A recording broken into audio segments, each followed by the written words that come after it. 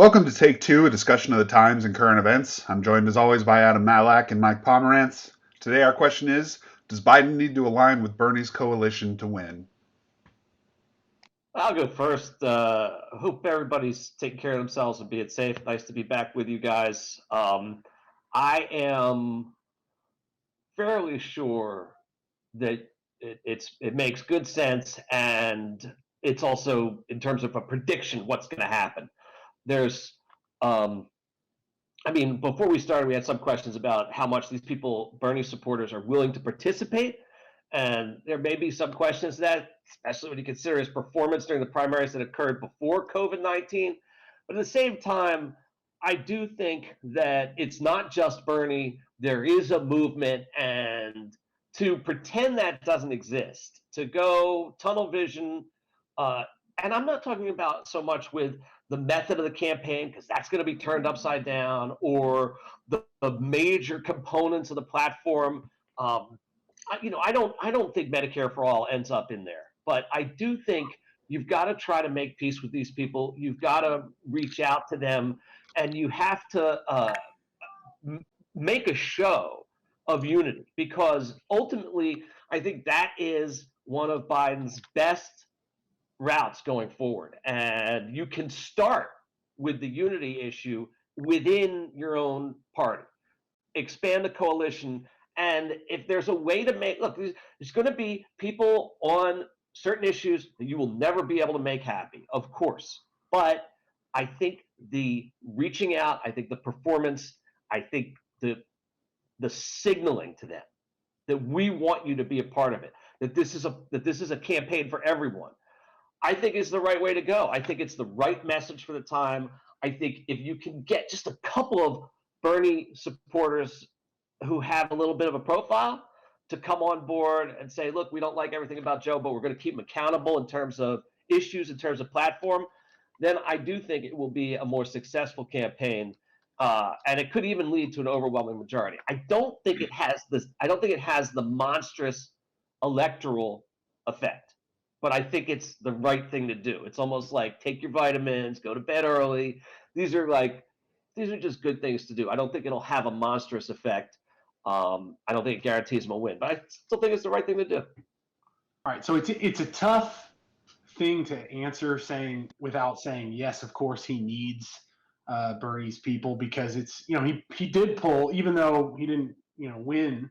He has like 800 delegates. He obviously has his fans inside the party. There's no question about it. But the Biden camp has a decision to make, and this is one that's really tough. Do you go conservative? Do you play the route of I'm decent, I'm a good human being, I'm a nice guy, and I'm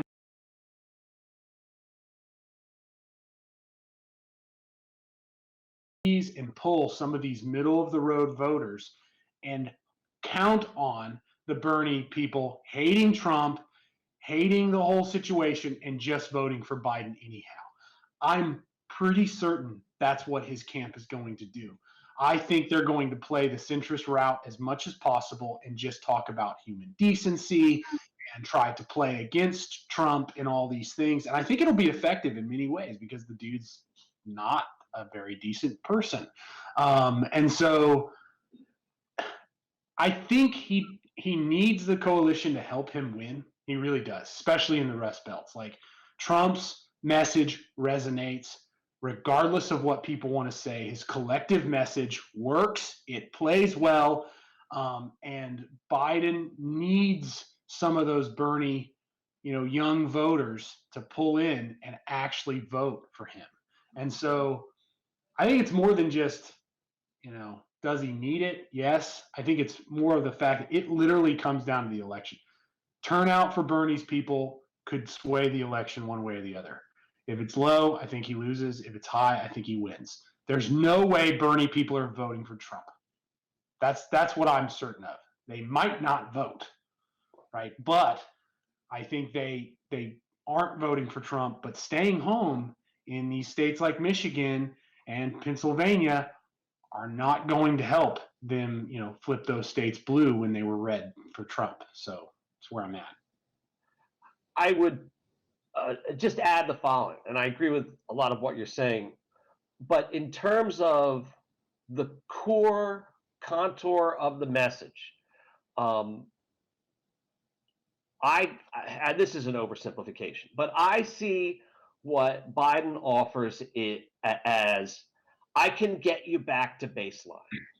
And what Bernie was always pushing was we shouldn't be satisfied with that. However bad Trump is, we should continue to push forward the evolution of our democracy into the socialist model or into, I mean, however you want to characterize it. But he was not about getting back to normal. He was about pushing ahead. That was before COVID-19. So I just think the circumstances have conspired against Bernie's message of we have to push forward. In other words, it almost would look like an opportunistic move at this point to say we're going to take advantage of this disruption to throw our bodies upon the gears of legacy government and disrupt the entire model. And I think that I think that the electorate doesn't want that. I think they want to get back to some kind of normalcy. It seemed that that was a priority before COVID-19, and I haven't seen data, but I would think that the current circumstance would only reinforce and strengthen that disposition. Not time for a revolution, time to get back to baseline. Well, I think there's no doubt that since day one, Biden's been pushing the baseline kind of take, like you're saying. Look, we're going to be decent. I'm going to restore America's, structure in the world, and the rallying cry should be and will be, oh, hey, I'm the easy pick, right? And if you want to believe in your country again, if you want to not be embarrassed when you go to Europe with your friends, you need to pick me, right? Granted, there's a whole lot of people in this country that don't ever go to Europe and don't care about what Europeans think of them or us. And so I think it's really important. There is this giant divide in this country that and in so many ways it's way beyond party. It's way beyond social economic status. It's cultural, it's money, it's experience, it's availability, it's healthcare access, it's geographical. I mean, there's so many things that divide us in this country at this point and seem to continue to be the primary discussion point. Not all the things that make us similar, not all the things that unite us, but the things that divide us are always the talking point. That being the case, maybe people are ready for that message from Biden, and I think the message might resonate with some people. But the question is, as always, when these presidential elections come up, we look at the polls, we trust polling, all these things. Look at the polls. When the polls don't ask if you're likely to vote, and they just ask you who you're going to vote for, but don't ask you if you're likely to vote, the poll literally means almost nothing. If you don't vote, it doesn't matter what you think. The only thing that matters is the paper that gets filled out.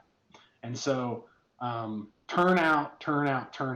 And COVID-19 probably directly impacts that. So I think I thought the Dim was going to win no matter what coming into this whole situation, but now I don't have a clue what's going to happen. So it's going to be a ride. We're going to see. All right. Thank you, gentlemen. That's all the time we have for this topic. If you enjoyed our discussion, please be sure to like and subscribe below and join us again for another edition of Take Two.